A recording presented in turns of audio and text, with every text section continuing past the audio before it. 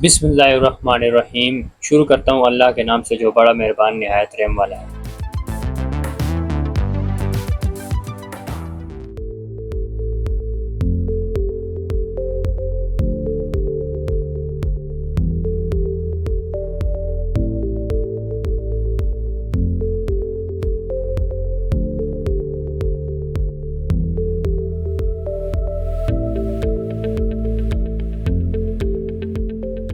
अस्सलाम वालेकुम फ्रेंड्स, कैसे हैं आप सब। उम्मीद है कि आप सब खैरियत होंगे। आप देख रहे हैं इन्फोपीक और मैं हूं अहमद अली आरई। फ्रेंड्स, आज मैं आपको 6 किलोवाट के साको इन्वर्टर की सेटिंग के बारे में बताऊंगा, लेकिन सबसे पहले मैं आपको ये बता दूं कि यहाँ पर इनकी कंप्लेन क्या है। फ्रेंड्स, मैं यहाँ पर एक मस्जिद में मौजूद हूँ और यहाँ पर इनकी जो कंप्लेन है वो इनको जो लोड है इनका वो प्रॉपर तरीके से नहीं चल रहा और इनको बैटरी से बैकअप भी नहीं मिल रहा। तो फ्रेंड्स, इनका जो कंप्लीट लोड है यहाँ पर मस्जिद का वो लाइट्स और फैन का है। और फ्रेंड्स, यहाँ पर जो फैन लगे हुए हैं वो एसी डीसी नहीं है, यानी कि नॉर्मल फैन जो होते हैं एसी फैन वो है। और एसी फैन का लोड तो वैसे भी ज्यादा होता है और इसके अलावा फैन जब चलते हैं तो फैन की जितनी ज्यादा स्पीड होती है उतनी ज्यादा हमारी बैटरी यूज होती है, और जैसे अगर स्लो फैन चल रहे हो तो बैटरी हमारी कम यूज होगी। और नमाज के टाइम पर जब यकमुश्त 8 से 10 फैन एक साथ चल रहे हो तो साफ ज़ाहिर है बैटरी का बैकअप कम हो जाता है। तो इनको बैटरी का बैकअप प्रॉपर तरीके से नहीं मिल रहा। और एक और वजह यह भी है बैकअप ना मिलने की कि यहाँ पर जो इनका जो इन्वर्टर लगा हुआ है वो इन्वर्टर की सेटिंग भी नहीं की हुई। तो आज मैं आपको साको इन्वर्टर की सेटिंग भी करके दिखाऊंगा। और इसके साथ मैं आपको ये बता दूं कि इनकी जब मैंने बैटरीज चेक की तो इनकी जो बैटरीज हैं वो भी अवर चार्ज हो रही हैं। और आपको ये बता दूं कि जब हमारी बैटरीज जब अवर चार्ज हो रही होती हैं तो कुछ टाइम तक तो हमें बैकअप उसका ठीक मिलता रहता है, लेकिन जैसे जैसे वक्त गुजरता है यानी कि आफ्टर 2 मंथ या 3 मंथ हमारी बैटरी का बैकअप जो है कम हो जाता है और हमारी बैटरी आखिरकार बहुत जल्द डेड हो जाती है। और फ्रेंड्स, यहाँ पर मैं आपको बैटरी की कंप्लीट सर्विस भी करके दिखाऊंगा और बैटरी ओवर चार्ज क्यों हो रही है इसकी वजह भी आपको बताऊंगा। और फ्रेंड्स, जब यहाँ पर मैंने इनका स्ट्रक्चर चेक किया तो यहाँ पर इनके पास 10 सोलर प्लेट्स लगी हुई हैं और आप भी देख सकते हैं कि यहाँ पर जो सोलर प्लेट्स हैं इन पर काफ़ी डस्ट है, जिसकी वजह से सोलर से जो कैपेसिटी मिलनी चाहिए कंप्लीट लोड चलाने के लिए वो वैसी कैपेसिटी नहीं मिल रही, क्योंकि सोलर प्लेट्स पर काफ़ी डस्ट है जिसकी वजह से सोलर प्लेट अपनी कैपेसिटी पैदा नहीं कर रहे और वो जो है आगे लोड फिर नहीं चल रहा है इनका। तो एक वजह यह भी है कि इनकी सोलर पर डस्ट होने की वजह से जो है इनका लोड नहीं चल रहा और बैटरीज भी ठीक तरीके से चार्ज नहीं हुई। और जो इनकी बैटरी जो ओवर चार्ज हुई वो काफ़ी टाइम से ओवर चार्ज हो रही हैं और उसकी जो वजह है वो मैं आपको आगे चलकर बताऊंगा कि बैटरी ओवर चार्ज क्यों हुई। तो फ्रेंड्स, आपसे गुजारिश है कि आप वीडियो को एंड तक लाजमी देखिएगा और चैनल को सब्सक्राइब और लाइक कर दिएगा, और अगर वीडियो अच्छी लगे तो उसे लाजमी शेयर कीजिएगा। तो फ्रेंड्स, सबसे पहले मैं आपको एक इम्पोर्टेंट बात बताता चलूं जो कि मैं ऑब्जर्व कर चुका हूं यहाँ पर। फ्रेंड्स, यहाँ पर जो इन्होंने सिस्टम इंस्टॉल किया है 6 किलोवाट का इन्वर्टर और 4 बैटरीज आप देख सकते हैं, ये एक गैलरी में इन्होंने इंस्टॉल किया है और गैलरी में किसी भी किस्म की हवा का दरगुजर नहीं है, क्योंकि जब हवा पास नहीं होगी इन्वर्टर को हवा नहीं मिलेगी और बैटरीज को हवा नहीं मिलेगी, तो इस तरीके से और इन्वर्टर को और बैटरीज को रोशनी भी नहीं मिल रही और हवा भी नहीं मिल रही, तो इस वजह से इन्वर्टर जो है वो हीट हो सकता है और हीट होने की वजह से आग लग सकती है, क्योंकि इन्वर्टर की अपनी भी हीटअप होती है और बैटरीज की भी हीटअप होती है, जिसकी वजह से इन्वर्टर भी जल सकता है और जो कि आग लग सकती है, जिसकी वजह से काफ़ी बड़ा हादसा हो सकता है। तो आप दोस्तों से गुजारिश है कि जब भी सिस्टम इंस्टॉल करवाएं तो ओपन व्यू में लगवाया करें। इस तरीके से ओपन व्यू में लगवाएं कि बिल्कुल ओपन व्यू ना हो जहां पर बारिश का पानी या धूप लगती रहे। बारिश के पानी से और धूप से बचाया जाए सिस्टम को, खास करके इन्वर्टर को बारिश के पानी से और धूप से बचाया जाए।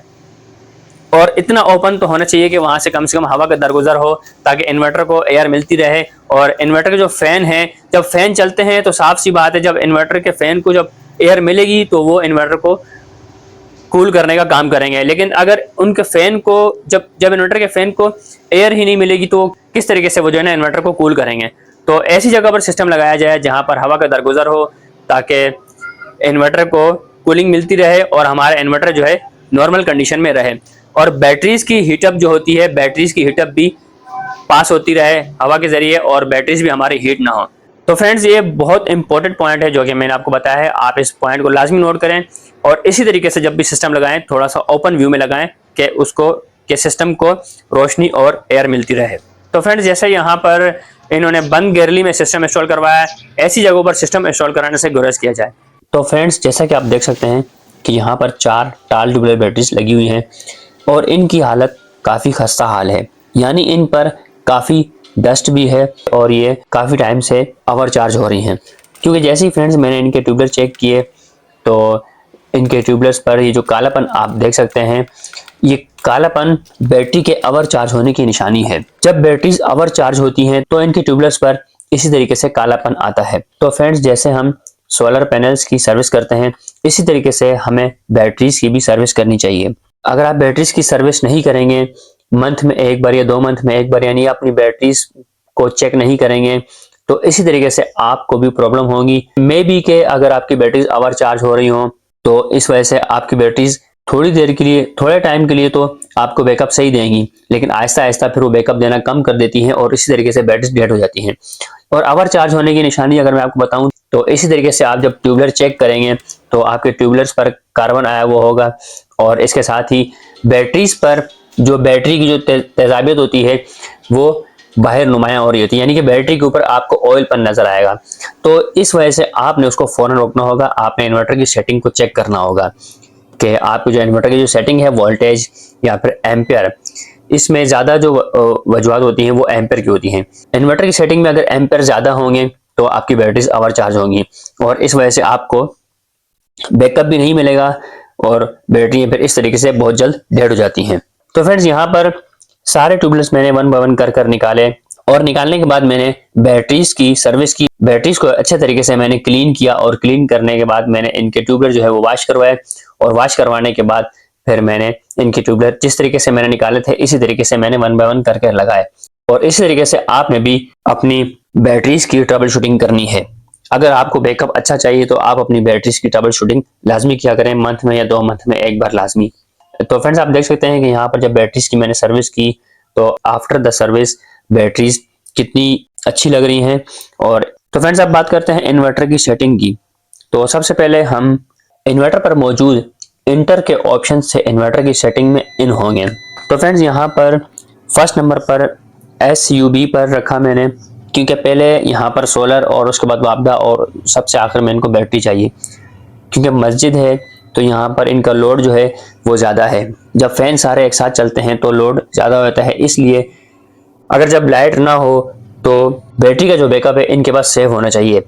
सबसे पहले सोलर पर जाए और उसके बाद फिर जैसी लाइट आती है तो लाइट पर ट्रांसफर हो जाए और उसके बाद फिर बैटरी का जो इनके पास बैकअप होगा, जैसी लाइट जाएगी तो ये बैटरी के बैकअप पर आ जाए, यानी कि नमाजियों को परेशानी ना हो और इनको बैकअप भी मिलता रहे और फिर जैसी लाइट आए तो वो लाइट पर ट्रांसफर हो जाए। तो इसलिए यहाँ पर मैंने फर्स्ट नंबर पर SUB पर रखा।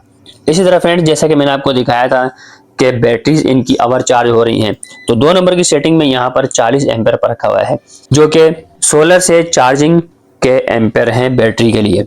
तो 40 एम्पेयर पर नहीं रखना चाहिए, 40 एम्पेयर से कम कर मैंने 30 पर रखा। अगर मैं इनको 20 एम्पेयर पर रख दूंगा लेकिन 20 पर फिर इनकी बैटरी सही तरीके से चार्ज नहीं होंगी, तो 30 एम्पेयर पर रखना भी बेहतर है ताकि इनकी बैटरीज सही तरीके से चार्ज हो जाएं, ताकि वो चार्ज होंगी तो इनको बैकअप अच्छे तरीके से मिल सकेगा। 3 नंबर की सेटिंग में मैंने यहाँ पर UPS पर रखा और 5 नंबर की सेटिंग यूजर डिफाइन पर रखा, क्योंकि यूजर डिफाइन पर रखने का जो मकसद है वो यही है कि इनकी जो बाकी सेटिंग्स है, जो वोल्टेज की जो सेटिंग्स होती हैं वो मैं अपने हिसाब से कर सकूं। अगर यूजर डिफाइन पर नहीं रखते या जिन दोस्तों को बैटरीज की सेटिंग नहीं आती तो उनके लिए सिंपल हल है कि आप बैटरी सिलेक्ट करें। अगर आपकी पानी वाली बैटरीज हैं तो आप FLD पर रखेंगे और अगर आपकी ड्राई बैटरीज हैं तो आप AGN पर रखेंगे और अगर आपकी ट्यूबुलर बैटरीज हैं तो आप TLB का ऑप्शन होता है, आप TLB पर रखेंगे। अगर आप बैटरीज की सेटिंग कर सकते हैं तो आप यूजर डिफाइन USE पर रखेंगे, जैसा कि मैं रख रहा हूँ, और इसी तरीके से आप मेरी सेटिंग को वॉच कर भी अपनी सेटिंग कर सकते हैं। यानी कि 5 नंबर की सेटिंग को यहाँ पर मैंने USE पर रखा और आप भी रख सकते हैं। 6 नंबर पर LTD पर और 7 नंबर पर TTD पर रखा, जो कि इसकी जो इन्वर्टर की सेटिंग होती है, अक्सर इन्वर्टर की सेटिंग बाय डिफॉल्ट होती है, तो इसीलिए इसको ऐसे ही रहने देते हैं। 9 नंबर पर 230 वोल्ट पर रखा और 11 नंबर पर भी मैंने जैसे आपको दिखाया था कि इनकी बैटरीज ओवर चार्ज हो रही हैं, तो एक 2 नंबर की सेटिंग और एक 11 नंबर की सेटिंग, जो कि चार्जिंग के एम्पेयर की सेटिंग होती है, इसी वजह से बैटरीज ओवर चार्ज होती हैं। 11 नंबर की सेटिंग वापडा से चार्जिंग के एम्पेयर की है, जो कि बैटरी के लिए है। यहाँ पर 60 पर रखा हुआ है, जो कि बहुत ज़्यादा है। और इसी वजह से जब लाइट आती है तो बैटरी ज़्यादा एम्पर से चार्ज होती हैं, इसीलिए इनकी बैटरी जो है डेड होने का ख़तरा है। और मैंने आपको दिखाया है कि जैसा कि बैटरी के ट्यूबलर आपने देखे कि उन पर कितना कार्बन आया हुआ था और वो ओवर चार्ज होने की निशानी शो कर रहे थे। तो 60 एम्पेयर से हटाकर मैंने यहाँ पर वापडा से भी चार्जिंग एम्पेयर 30 पर रखे। 12 नंबर की सेटिंग जो कि बैटरी के बैकअप की कहलाती है। तो फ्रेंड्स बैटरी के बैकअप की सेटिंग यहाँ पर मैंने 12 नंबर की 48 पर रखी। और मैं आपको ये भी बताता चलूँ कि जो छोटे इन्वर्टर होते हैं हमारे पास उन पर हमारे पास पॉइंट इस तरीके से होते हैं कि 23/0 या 24/0 पॉइंट इस तरीके से, यानी कि पॉइंट 0 होता है। यहाँ पर जो ये जो 6 किलोवाट का इन्वर्टर है इसमें पॉइंट 0 इन्होंने नहीं दिया हुआ, यहाँ पर 48 पर रखा है मैंने, ताकि इनके पास 50% जो है बैकअप बाकी रह जाए। जब लाइट आए तो इनका जो लोड है वो सारा वापडा पर ट्रांसफर हो जाए, और फिर जब लाइट जाए तो 50% जो बैकअप इनका बचा हुआ है बैटरी पर, वो बैटरी इनकी यूज होती रहे। इसीलिए यहाँ पर मैंने 48 पर रखा। 13 नंबर की सेटिंग में यहाँ पर मैंने 52 पर रखा। यहाँ पर भी इन्होंने पॉइंट 0 नहीं दिया हुआ है, लेकिन 52 जैसा कि यहाँ पर जो सेटिंग इन्होंने दी हुई है तो ये फुल पर थी, तो मैंने फुल से हटाकर 52 पर रखी, ताकि इस सेटिंग के तहत इनका जो सोलर है सुबह जल्दी ज्वाइन हो सके, वापडा को डिस्कनेक्ट कर सके सुबह जल्दी, ताकि मस्जिद का बिजली का बिल है वो भी कम आए। 16 नंबर पर यहाँ पर S&U पर रखा हुआ है। S&U पर हमें हरगिज नहीं रखना होता, क्योंकि सोलर और वापडा दोनों बैक वक्त अगर बैटरी को चार्ज करेंगे तो बैटरी तो लाजमी है कि वो डेड होगी, ओवर चार्ज भी होगी और डेड भी होगी। CSO पर यहाँ पर मैंने सेटिंग को रखा, ताकि पहले सोलर से बैटरी चार्ज हो और उसके बाद फिर वापडा से। 18 नंबर की सेटिंग BON यानी कि बीप को मैंने ऑन रखा, और 19 नंबर की सेटिंग ESP पर रखा, यानी कि आप देख सकते हैं कि जैसे मैं काम कर रहा हूं, अगर मैं काम करते करते स्क्रीन पर छोड़ देता हूं तो ये फौरन मैन स्क्रीन पर चला जाए। ESP का यही मतलब होता है। 20 नंबर की सेटिंग LON पर, यानी कि लाइट को, इन्वर्टर की जो लाइट है उसे ऑन रखा। और 22 नंबर की सेटिंग में AON यानी कि अलार्म को ऑन रखा। अगर किसी किस्म का कोई एरर आता है तो उसका इनके पास बीप या अलार्म इनको शो होना चाहिए। 23 नंबर की सेटिंग बाईपास इनेबल रखा मैंने। 25 नंबर की सेटिंग FEN पर यहाँ पर रखा, ताकि अगर कोई एरर आता है, कोई फॉल्ट आता है तो उसका नंबर इनके पास स्क्रीन में शो होना चाहिए।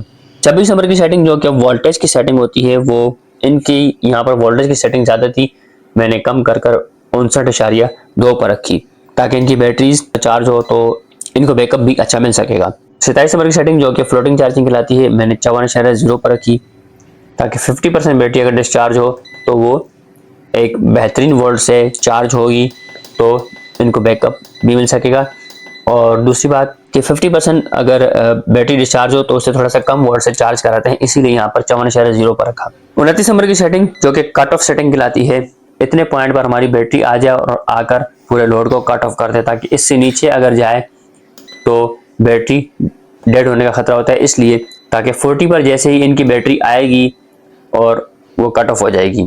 इनका जो लोड है, अगर वापडा इनके पास ना हो तो इनका जो लोड है वो ऑफ हो जाएगा, यानी कि इन्वर्टर ऑफ हो जाएगा, सारा लोड बंद हो जाएगा।